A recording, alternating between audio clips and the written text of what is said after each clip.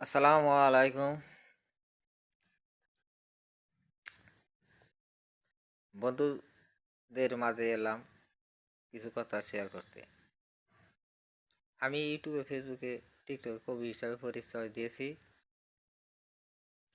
শুরুতেই একটি কথা না বললে নয়, সেটা হলো এই ইউটিউব, ফেসবুক, টিকটক থেকে আমরা কী পাই। অর্থাৎ ইউটিউব, ফেসবুক, টিকটক স্থানটি এরা হলো ডায়েরি খাতা স্বরূপ। আমি সকাল থেকে সন্ধ্যা পর্যন্ত কি করলাম, আমার সময়টা কোন কাজে খাটালাম, এ সম্পর্কে ভেবে কিছু লেখা বা কিছু কথা ইউটিউবে, ফেসবুকে, টিকটকে জমা রাখতে পারি। এটা একটা সুবিধা। অপরে কি বলল সেটাও জানতে পারি।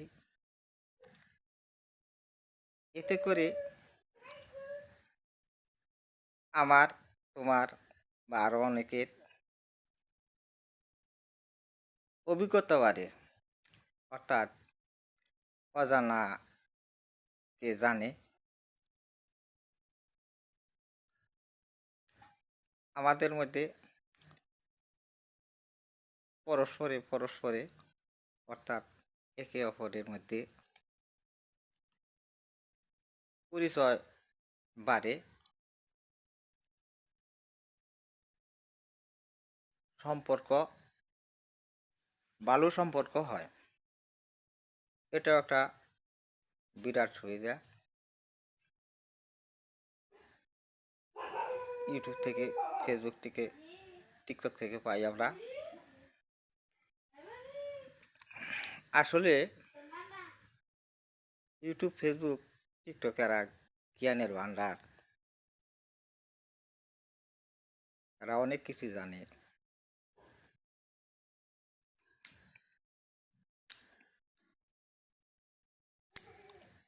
আমরা যারা ইউটিউবে, ফেসবুকে, টিকটকে আসি, পরস্পরে সবাই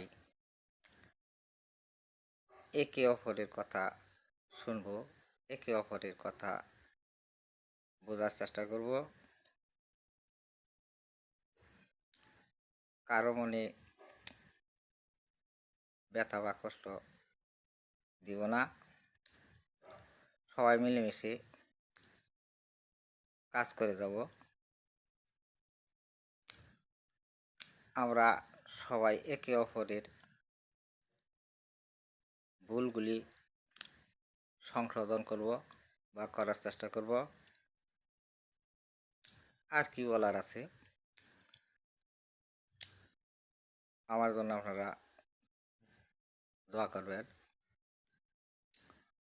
আমি যেভাবে ভালোবাসা দিয়ে আসছি, সামনের দিনগুলিতে যেন ওই একইভাবে ভালোবাসা দিতে পারি। আপনাদের জন্য দোয়া করি। আপনারা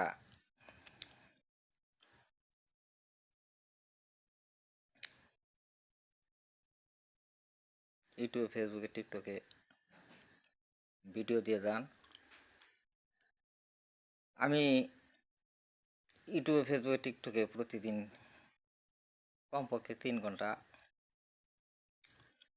থাকি। অর্থাৎ 3 ঘন্টা পরিমাণে অপরের কথা শুনি। তারা কি বলছে বোঝার চেষ্টা করি এবং লাইক, কমেন্ট, শেয়ার, সাবস্ক্রাইব করি। আমি চাই না আমাকে আপনারা ভাইরাল করে দেন, তবে